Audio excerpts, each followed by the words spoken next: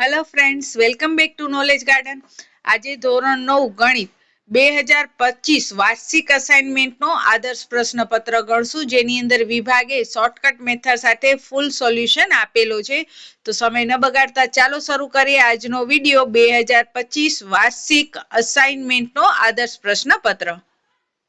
તો શરૂ કરીએ હવે વિભાગ એની અંદર પહેલી રકમ છે ઘનમૂળમાં 54/250. જો આ ઘનમૂળ કહેવાય, અહીંયા 3 છે ને, એટલે તો સૌથી પહેલાં તો આપણે જોયું કે 54 છે એ કોઈનો ઘનમૂળ નથી, 250 એ કોઈનો ઘનમૂળ નથી. તો આપણે એમ થાય કે અસમય છે. પણ એકવાર આપણે એના છેદ ઉડાડવાના, ભાગ પાડતો હોય તો ભાગ પાડવાના, છેદ ઉડાડવાના. 54ના જુઓ અહીંયા ભાગ પાડ્યા છે, 27 દુ 54 ને 125 દુ 250, બે ઉડી ગયા. તો હવે મારા કને રહ્યા 27 ને 125. તો 27 છે એ 3નો ઘનમૂળ છે. જુઓ અહીંયા સાઈડમાં દેખાડ્યો છે 3 × 3 × 3. તો 3 તેરી 9 તેરી 27 એટલે 3 અને 55 25 50 125. એટલે કે આને હવે ઘનમૂળમાંથી બહાર કાઢવું હોય તો જેમ આપણે વર્ગમૂળમાં બબેની જોડી કરતા હતા એમ અહીંયા ઘનમૂળમાં 3 3ની જોડી કરવાની. એટલે આ 3 3ની જોડી થઈ ગઈ એટલે એ 3 છે આ ઘનમૂળમાંથી બહાર નીકળી જાય, 5 પણ ઘનમૂળમાંથી બહાર નીકળી જાય. એટલે કે વર્ગમૂળમાં 54/250 એનું ઘનમૂળ નીકળશે 3/5. અને 3 અને 5 અંશ અને છેદ બંને સમય છે, માટે આ સંખ્યા કેવી કહેવાશે? સમય. પછી અહીંયા કહે છે એકચલ દ્વિબહુપદી શોધો. હવે જો અહીંયા એકચલ દ્વિઘાત બહુપદી શોધવાનું કીધું છે. દ્વિઘાત આના નિયમ છે કે મોટામાં મોટી 2 ઘાત હોવી જોઈએ. એ ચલની જે ઘાત છે અહીંયા x y z એ બધા ચલ કહેવાય. ચલની ઘાત છે એ વર્ગમૂળની અંદર હોય તો બારે નીકળતી હોવી જોઈએ, માઇનસમાં ન હોવી જોઈએ, અપૂર્ણાંકમાં ન હોવી જોઈએ. તો આપણે આ પહેલી જ રકમ જોઈએ તો એની અંદર x વર્ગ, તો x વર્ગ છે એ 3 સાથે ગુણાકારમાં છે અને વર્ગમૂળની અંદર છે. 3 પણ બારે નીકળી નહીં શકે, x વર્ગ પણ બારે નીકળી શકતો નથી.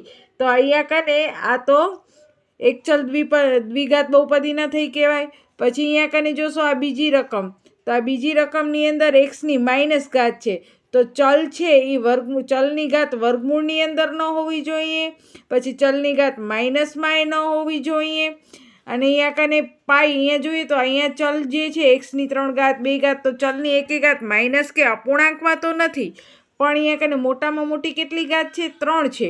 આપણા નિયમ મુજબ એક ચલ એટલે એક જ ચલ હોવો જોઈએ. અહીંયા ચલ તરીકે એક્સ છે અને એ એક્સની ઘાત માઇનસમાં, અપૂર્ણાંકમાં કે વર્ગમૂળમાં ન હોવી જોઈએ અને મોટામાં મોટી 2 ઘાત જ હોવી જોઈએ, 2થી વધુ કે 2થી ઓછી ન હોવી જોઈએ. તો જ દ્વિઘાત બહુપદી કહેવાય. એટલે આન્સર આવશે x2 વર્ગ, કારણ કે અહીંયા એક જ ચલ છે, એની 2 ઘાત છે, એ માઇનસમાં, અપૂર્ણાંકમાં કે વર્ગમૂળમાં નથી.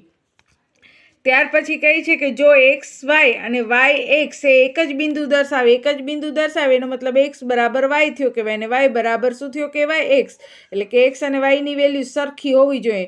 તો તમને અહીંયા કને 4 વિકલ્પ આપે છે, એમાંથી તમારે એવો વિકલ્પ પસંદ કરવાનો કે જેમાં એક્સ અને વાય બંનેની કિંમત સરખી હોય ને. એ કઈ છે? એક્સ બરાબર 3 ને વાય બરાબર 3. એક્સ અને વાય બંનેની કિંમત કેવી છે? અહીંયા સરખી છે. પછી 2x - 5y બરાબર 20 ને x બરાબર 3. તો જ્યાં તમને x દેખાય છે તે 3 મૂકી દેવાના. 3 દુ 6 ઓછા 5y બરાબર 20. હવે આ +6 અહીંયા આવે તો -6, 20માંથી 6 જાય તો +14, -5 અહીંયા આવે તો ભાગાકારમાં માઇનસ સાથે જ લઈ લેવાના, એટલે y બરાબર આવશે -14/5. પછી જો અહીંયા બે પૂરક કોણના માપનો તફાવત 42 છે તો તેમના લઘુકોણનો માપ શોધો.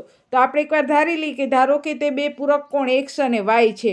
તો આપણે ખબર છે કે પૂરક કોણનો સરવાળો કેટલો હોય? 180 હોય. એટલે આપણે લખી નાખવાનું x + y બરાબર 180.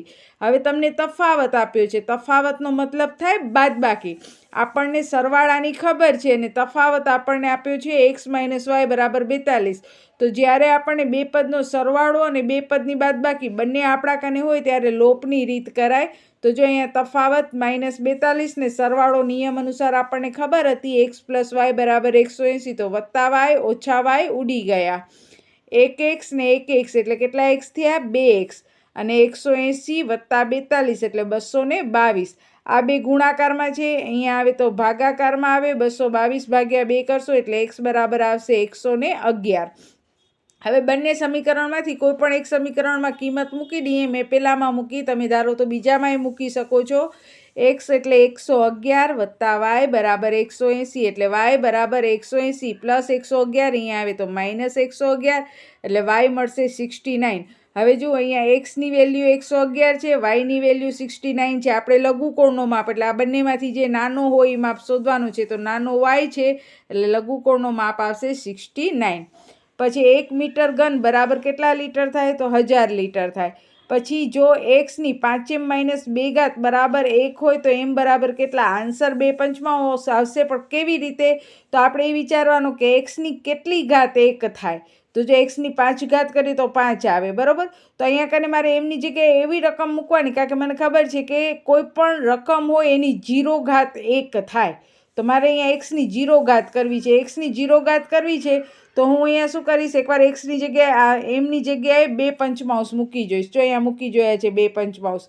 આ 5ના 5, એમની જગ્યાએ 2/5. 5 5 ઉડી ગયા, 2માંથી 2 જાય તો 0, એટલે એક્સની 0 ઘાત 1 થાય. તો આન્સર આ જ આવશે. એને બદલે જો હું 5/2 મૂકત તો પછી 25/2 - 2 તો 0 ઘાત થાત નહીં. પછી જે બિંદુના બંને યામ ઋણ હોય તે કયા ચરણમાં હોય? ત્રીજા ચરણમાં હોય. એને તમે આમ 3 લીટા એટલે કે 3 આઈ દ્વારા પણ આમ દેખાડી શકો છો કે ત્રીજા ચરણમાં હોય. જો સુરેખ સમીકરણ -2 2 0 0 અને 2 અને -2 હોય તેનું સ્વરૂપ, તો અહીંયા તમને 3 સ્વરૂપ આપેલા છે, પણ તમારે બધે સ્વરૂપની અંદર આ કિંમત મૂકી જોવાની. જેમ કે જો આ જે આન્સર આવશે એ x + y આવશે, પણ જો આની અંદર આપણે કિંમત મૂકીએ -2 અને 2, આ x એટલે -2 ને y એટલે 2, -2 ને +2 એટલે 0, પછી x અને y એટલે 0 વત્તા 0 0, 2 અને -2 એટલે 2 અને -2 એટલે પણ 0 થાય. પણ x - yની જગ્યાએ આ કિંમત મૂકશો તો 2માં આવશે, ત્રીજામાં નહીં આવે. આપણે 3 એ 3 છે એ આ સમીકરણ પ્રમાણે બંધ બેસતો છે, એટલે આન્સર આવશે x + y બરાબર 0. પછી જે ખૂણાનો માપ 180 હોય, જો અહીંયા મેં પણ પહેલાં પૂરક કોણ લખેલો હતો, કારણ કે મેં પણ રકમ સરખી વાંચી નથી. હવે જોઈએ તો જે ખૂણાનો માપ 180 હોય તે સરળ કોણ કહેવાય. તો પૂરક કોણ ક્યારે આવે? તો તમને એમ કે જે બે ખૂણાનો સરવાળો 180 હોય તો પૂરક કોણ આવે. અહીંયા તમને પ્રોપર ખૂણાનો માપ કીધો છે. પ્રોપર ખૂણાનો માપ કીધો છે કે જે ખૂણાનો માપ 180 હોય તો 180 વાળો માપ હોય એને સરળ કોણ કહેવાય. 90 ખૂણો હોય એને આપણે કાટકોણ કહીએ છીએ. હવે જોઈએ 11મો. સમબાજુ ત્રિકોણની અર્ધ પરિમિતિ 18 છે. અર્ધ પરિમિતિ એટલે અડધી પરિમિતિ 18 છે. તો તેની બાજુના માપ શોધો. જો અડધી પરિમિતિ 18 હોય તો આખી પરિમિતિ 18 દુ કેટલા હોય? 36 હોય. હવે સમબાજુ છે તો 36ના 3 સરખા ભાગ કરો તો બધી બાજુના માપ કેટલા આવે? 12 12 ને 12, એટલે બાજુના માપ કેટલા હશે? 12 હશે. પછી છે આવૃત્તિ બહુકોણમાં એક અક્ષ ઉપર ખાલી જગ્યા દર્શાવવામાં આવે છે. તો આપણે આલેખ જોયા. આલેખની અંદર આપણે બહુકોણ દોરતા ત્યારે એક અક્ષ ઉપર શું દર્શાવતા હતા? મધ્ય કિંમત દર્શાવતા હતા. પછી 1/6 બરાબર 0.16 તો આ વિધાન ખોટો છે. 0.6 આવવો જોઈએ. પછી x + y + z બરાબર 0 તો x ઘન + y ઘન + z ઘન બરાબર 3xyz આ નિત્યસમ છે એટલે સાચું. સરખી વસ્તુના બમણા એકબીજાને સમાન હોય તો આ વિધાન પણ સાચું. ખૂ એ એકરૂપતાની શરત પૈકીની એક શરત છે, તો એ ખાલી એકરૂપતાની નથી, સમરૂપતાની પણ શરત છે, એટલે અહીંયા વિધાન ખોટો કરેલો છે. રેખાને કેટલા પરિણામ હોય છે? તો રેખાને એક જ પરિમાણ હોય છે અને તે છે એની લંબાઈ. પછી 133ના ખૂણાના પૂરક કોણનો કોટિકોણ. તો સૌથી પહેલાં 133ના ખૂણાનો પૂરક કોણ શોધીએ, એટલે 180માંથી 133 બાદ કરવાના. પૂરક કોણ શોધવો હોય ત્યારે 180માંથી રકમ બાદ કરી નાખવાની, એટલે આવશે 47. હવે એ 47નો કોટિકોણ કરવો હોય તો એ રકમને 90માંથી બાદ કરવાની. પહેલાં મને પૂરક કોણ શોધવો હતો એટલે 180માંથી 133 બાદ કર્યા એટલે 47 મળ્યા. એ રકમ 47 જે આવે એનો મને કોટિકોણ જોઈએ છે, એટલે એ 47ને 90માંથી બાદ કરીશ તો 43. પછી 16 સેમી બાજુવાળા સમબાજુના ત્રિકોણનો ક્ષેત્રફળ 8 સેમી બાજુવાળા સમબાજુના ત્રિકોણના ક્ષેત્રફળ કરતાં કેટલા ગણું હશે? તો જો અહીંયા બંનેનું ક્ષેત્રફળ મેં શોધ્યું છે. સમબાજુ ત્રિકોણ હોય તેનું સૂત્ર આવે √3/4 ગુણ્યા બાજુનો વર્ગ. √3/4 બાજુ, તો પહેલી બાજુ આપણને 16 આપી છે, વર્ગ એટલે 16 × 16, 4 ચોક 16, 16 ચોકું 64, વર્ગમૂળ 3 ને એ જ સમીકરણની અંદર, એ જ સૂત્રની અંદર હવે બીજી વાર બાજુ તરીકે કેટલા લેશું? 8 લેશું. તો 4 દુ 8, 8 દુ 16 વર્ગમૂળ 3. તો આ 16 વર્ગમૂળ 3 છે, આ 64 વર્ગમૂળ 3 છે, એટલે કે 16 ને આપણે 4 વડે ગુણીએ તો 16 ચોકું 64 થાય. એટલે કેટલા ગણું આવશે? 4 ગણું હશે. પછી 1 અને 3ની મધ્ય કિંમત કરવી હોય તો આ બંનેનો સરવાળો કરી ભાગ્યા 2 કરવાના, એટલે આન્સર આવશે 2. પછી a ઘન ઓછા b ઘન નિત્યસમ છે, તો a ઘન ઓછા b ઘનનો નિત્યસમ આવશે a ઓછા b એક કૌંસમાં, બીજા કૌંસમાં a વર્ગ વત્તા ab વત્તા b વર્ગ.